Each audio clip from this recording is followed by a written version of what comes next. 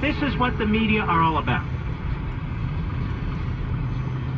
All these predictions of what was going to take place. This is what the media want. They want violence. They want war. They want to say that Trump caused it. No more that partisanship ends at the water's edge. No. No. And you know what? History will remember, if it remembers anything else, with respect to these people, their names. Their names. Benjamin Netanyahu. Here's what he had to say about what the President of the United States did today. Go ahead. This is a historic day. Jerusalem has been the capital of the Jewish people for 3,000 years. It's been the capital of Israel for nearly 70. It was here that our temple stood, our kings ruled, our prophets preached. Jerusalem has been the focus of our hopes, our dreams, our prayers for 3 millennia. From every corner of the earth, our people yearn to return to Jerusalem, to touch its golden stones, to walk its hallowed streets. So it's rare to be able to speak of new and genuine milestones in the glorious history of the city. Yet today's pronouncement by President Trump is such an occasion. We're profoundly grateful for the President for his courageous and just decision to recognize Jerusalem as the capital of Israel and to prepare for the opening of the U.S. Embassy here. This decision reflects the President's commitment to an ancient but enduring truth, to fulfilling peace. The President's decision is an important step towards peace, for there is no peace that doesn't include Jerusalem as the capital of the State of Israel. I call on all countries that seek peace to join the United States in recognizing Jerusalem as Israel's capital and to move their embassies here. I share President Trump's commitment to advancing peace between Israel and all of our neighbors, including the Palestinians.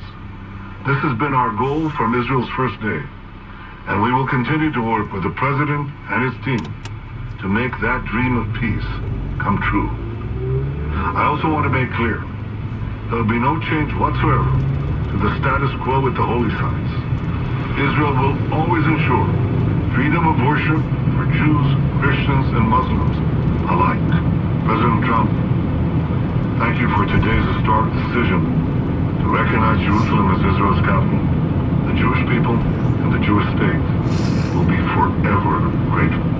And forever is true. Now, Marie Harf is on the Fox News channel, I guess, as a regular contributor. But before that, she was a spokesperson for the Obama administration over at the State Department and elsewhere. And here's what took place. She's questioned by Sandra Smith. Cut 9, go. What does this do for peace efforts in the Middle East, Marie? Well, I think it makes them almost impossible, and it makes the United States... So for 8 years under Barack Milhouse Hussein Obama, 8 years of capitulation, 8 years of undermining the state of Israel, 8 years of trying to condemn the Prime Minister of Israel, 8 years of appeasement. How far did those peace negotiations go, folks? They went nowhere. They didn't exist. Go ahead. Very difficult position, and to a lot of parties, including the Palestinians, we won't be able to play a negotiating role like we have for so long. Who are the Palestinians that we're negotiating with? Hamas? Fatah? Then get They're out. both terrorist organizations. We know Hamas is. I mean, we've identified Hamas as a terrorist organization, which now gets some of its funding from Iran and Hezbollah. So we're not negotiating with them. I mean, I would actually like, to whom are the Israelis, with whom are they to negotiate? And if the Palestinians are at each other's throats, Hamas and Fatah, and they really are, how's that supposed to work? And this, two states living side by side, sharing a common border. What's that, Hallmark? That's a joke. There's a common border right now with the Gaza Strip. There's a common border right now with southern Lebanon. There's a common border right now with Syria. How's that going? How's that working out? There's a common border on Jerusalem.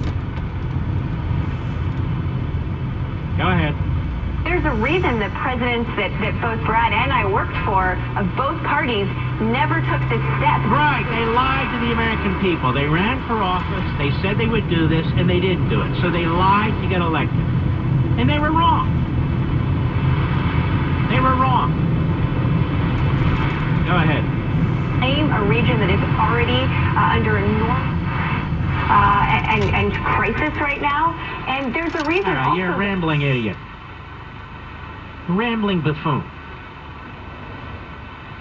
Ladies and gentlemen, who's at war with whom right now in the Middle East? It's the Muslims killing the Muslims. It's the Arabs killing the Arabs. It's the Saudis. Well, it's more than that, too. It's the Iranians. The Persians. Killing the Arabs killing Persians, but Muslims killing Muslims. So if there wasn't a single Christian human being in the Middle East, or if there wasn't a single Jewish human being in the Middle East, they'd still be killing each other. Tell me, how many Jews are there exactly in Iraq? A handful. In Syria, used to be a lot, a handful. In Yemen, a handful. How about Christians? A handful. They're not fighting over Jewish-occupied territory or Christian-occupied territory. And by the way, what's that all about? Judaism's birth is in the Middle East. Christianity's birth is in the Middle East. The third religion to come along, Islam, its birth is in the Middle East. So how can it be the right to return? Only Muslims, not Christians. Hey, do Christians have the right to return too? Do Jews have the right to return in Iraq, in Iran, in Syria, in Yemen, in Lebanon, in Egypt? Of course not. Marie Harf could barely control herself and was utterly and completely incoherent. Now there's some guy named Khalid El-Jindi, former Palestinian advisor. You see, MSNBC and CNN, that's just who they bring in primarily to comment, and then network news, like whatever crap I have to listen to at the top of the hour in my headphones, they're there. The Palestinians think, and the Palestinian thinks. Cut 11, go. In terms of the options left for response, Mahmoud Abbas, what are him and his allies left to do now? Well, I think Hold on, what are him and his allies left to do now? Who is this fool asking the question? Do we know? No, it doesn't matter. Just say conga line of nitwits. Go ahead. likely to see protests, and it's important to point out that the Palestinian leadership is not always in an ability to prevent these protests. No. They just called essentially for 3 days of rioting. They just called for 3 days of rioting. You know, they're not really in control of what goes on. They're in control of everything that goes on. They subsidize terrorism, and they punish those who don't play by their rules. Go ahead. And directed, the anger is often directed at them, which really, I think, speaks to the broader point here. I think it's going to be very, very hard, if not impossible, for any Palestinian leadership to return to an American-led peace process after something like this. You know, the United States... Well, that American-led peace process, what? For 69 years, that's been really swell. I'll be right back.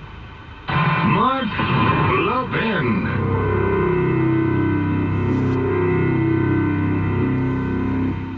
Why do you listen to Freedom 970? I think it makes you more aware of your community. Oh, news. I think just to be aware of what's going on. Local news matters to me. It's more locally oriented, which I like. Well, how do you make a decision unless you're informed? News about how we're solving the problems that face us as Americans today. Up to date, up to the minute, and kind of get the late-breaking stories right away. You need to know. You know, I think everyone should listen to this. This is Portland's right place to talk. Freedom 970. The first annual Night of Holiday Misfits is Thursday, December 7th at the Safeway Winter Wonderland. Join us at Portland's International Raceway in your finest holiday misfit costume for food, libations, and fun with Huggy from Live 95.5. The costume contest starts at 7 p.m. Winter Wonderland now benefits Sunshine Division. Bring your non-perishable food donations to make this season brighter for a family in need.